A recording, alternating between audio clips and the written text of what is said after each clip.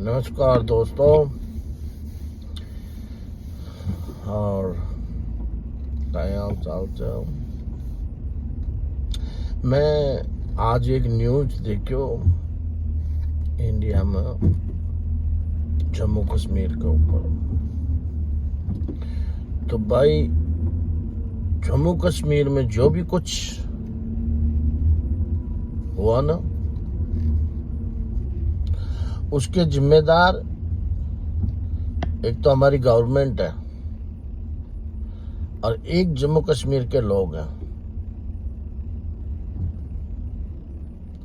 ये जो गंदे लोग जो जिनका बीज इन्होंने लगाया था, वो ही हैं ये लोग। इनको शुरू में ही वहां पनपने ही नहीं देते। भाई आप बोड़ी का पेड़ भी लगा और फिर कांटों से भी डर लगे, तो ये तो दोनों चीज कैसे हो सकती है।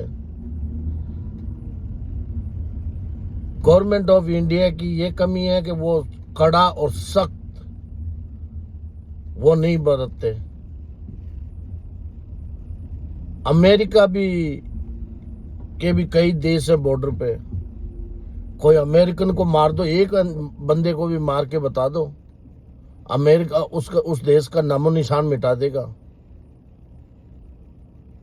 तो भाई आप इंडिया गवर्नमेंट क्यों नहीं ऐसा सख्त कानून बनाते जिससे कोई भी बंदा पत्थर फेंकने से या कोई भी क्राइम करने से, किसी को थप्पड़ मारने से भी वो 10 बार सोचे कि मेरे ऊपर क्या कानून होंगे और मेरी क्या हजामत होगी। ऐसे सख्त कानून बनाए कि कोई किसी को थप्पड़ भी ना मार सके, कि कोई किसी को अंगुली भी ना दिखा सके। और आपको क्या लगता है कि ये ऐसे लोग वहां बिना लोकल बंदों के सपोर्ट के बिना आ सकते हैं और ऐसा काम कर सकते हैं, ऐसा कांड कर सकते हैं?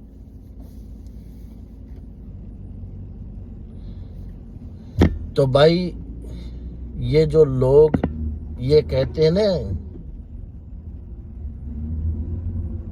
ये सेकुलरिज्म का चश्मा पहनते हैं, ये भाईचारा का चश्मा लगाते हैं। अरे आज का जमाना तो ये है कि आज तो लोग एक भाई के भाई को ही धोखा दे देता है। एक बीवी 7 फेरे लेके आती है, वो कस्में खा के आती है, वो भी अपने पति को हलाल कर देती है, वो भी चाकू लगा देती है।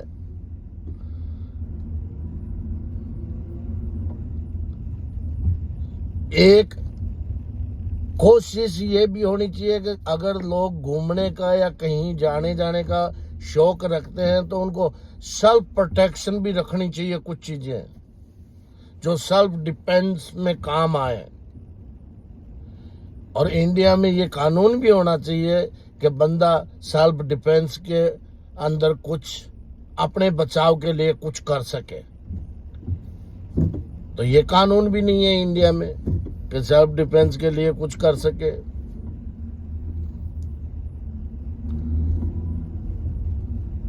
भाई ये भाईचारा का गुल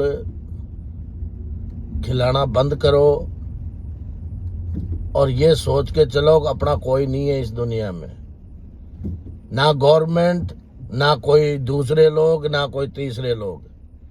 अब ये लोग उधर जाते थे घूमने, टूरिस्ट। मैंने न्यूज देखा कि वहां टूरिस्ट कितना बिजनेस दे रहा था जम्मू एंड कश्मीर को। आप सभी जम्मू एंड कश्मीर को भाई बनाते हैं, परिवार बनाते हैं, मगर उन लोगों ने आपको बनाया। अगर आपको बनाते वो लोग सारे 100% तो ये काम होता। अरे आपको 10 में से 2 लोग भी ये कह देते तो आप सारे लोग गुड़ की तरह पिघल जाते हो। ऐसे कैसे विश्वास कर लेते हो आप यार? ऐसी डेंजर, वहां तो 70 साल से हिंदुओं को मार रहे हैं, या आपको पता नहीं है? अगर वहां 70, जब से ये देश जब से आजादी हुई उससे पहले से मार रहे हैं लोगों को। और अब आप कहते हैं, हमेशा ही मैं तो यही सुनता आ रहा हूं कि उग्रवादियों का कोई धर्म नहीं होता। तो भाई उन्होंने तो पूछ पूछ के मारा है, उन्हें तो जांच हड़ताल, पूरी जांच पड़ताल करके उन्होंने तो हत्या को वो दिया है। तो अभी भी नहीं समझ में आएगा आपको?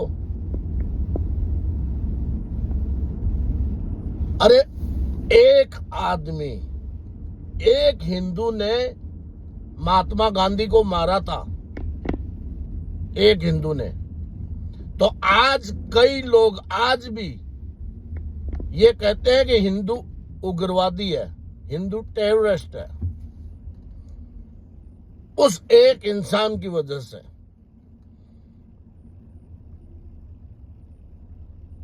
तो ये जो लोग कर रहे हैं, इनके खिलाफ कौन खड़ा हुआ है? एक कोई आदमी अगर कोई फिल्म बना दे हिंदू के बारे में या हिंदू का कोई गीत गा दे तो उसको फतवा जारी हो जाता है। तो ऐसे लोगों को फतवा जारी क्यों नहीं होता, जिन्होंने दुनिया की जिंदगी बर्बाद कर दी? और ये कौन सी स्कूल से पढ़ के आते हैं, ये कहां से आते हैं, जो कोई दया धर्म ही नहीं है? उनमें काफी लोगों की तो अभी अभी शादी हुई है, नई नई शादी हुई है। उनकी क्या गलती थी? वो तो ना तो पॉलिटिशियन में थे, ना कोई पॉलिटिशियन से ना कोई वो किसी का कोई लेना देना था। वो आम आदमी थे, सिंपल थे, सादा थे।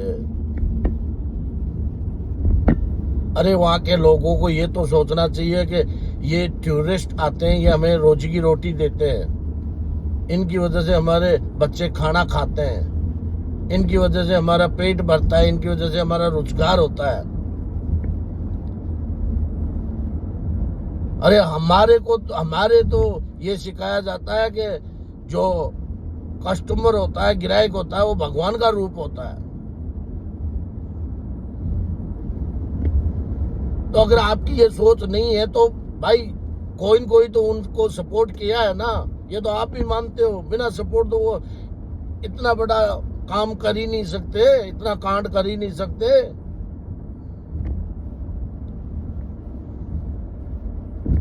मैं तो मोदी जी से एक ही निवेदन करता हूं, आप इस्तीफा दो और आपकी कुर्सी पे योगी जी को लाके बिठाओ। योगी जी जो कानून बनाते हैं यूपी में, जिस तरह यूपी को चलाते हैं ना, उस तरह इंडिया पूरे को उस तरह चलाओ। नहीं तो इस्तीफा दो और योगी को बिठाओ यहां।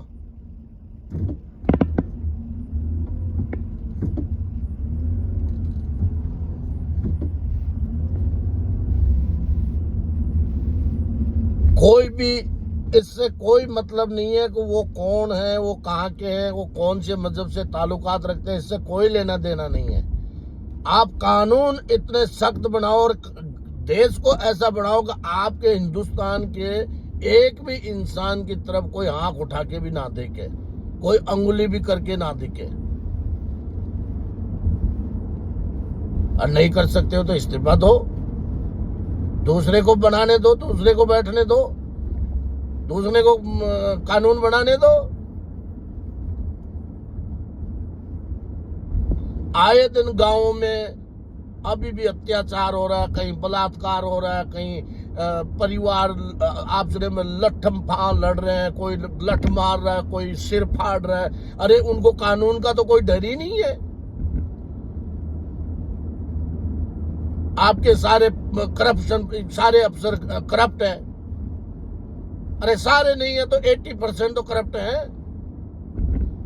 उनके बारे में भी कोई डिजिटलाइज सिस्टम चलाओ ना, जो उनको पनिशमेंट मिले। गरीब आदमियों को लूट लूट के खाते हैं आए दिन। करप्शन को भी ताला नहीं लगा, कोई बेचारा गरीब आदमी जाता है थाने में कोई रिपोर्ट लिखवाने, कोई केस करने, तो सुनाई तो बाद में मांगता, पहले वो की जेब गर्म करो, और उसके बाद भी कोई गारंटी नहीं होती। जेब गर्म करने के बाद भी कोई गारंटी नहीं होती कि वो केस सही करेगा ना करेगा।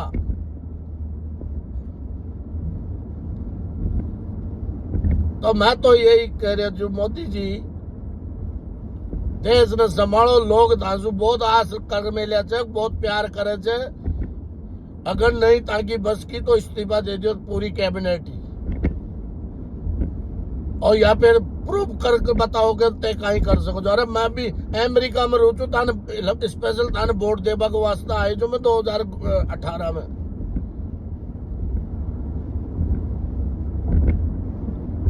तो अया से महाराज हाथ जोड़वा से कानून इस तरह का बनाओ जो लोगों में डर हुए, दहशत हुए।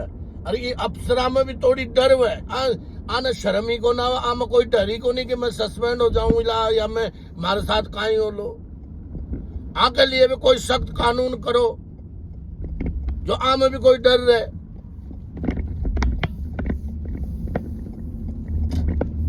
मैं खुद जब इंडिया में आऊं तो मैं खुद इंडिया में काफी खर्चा करके आता हूं,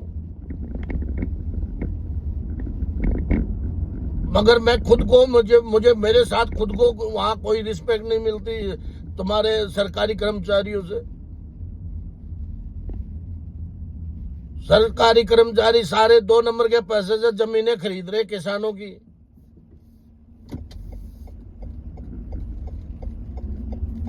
किसान बेचारा मजबूरी में जमीना बेच दिया, बोंगड़े के मुट्ठे। किसान के पास तो जमीन रही ना।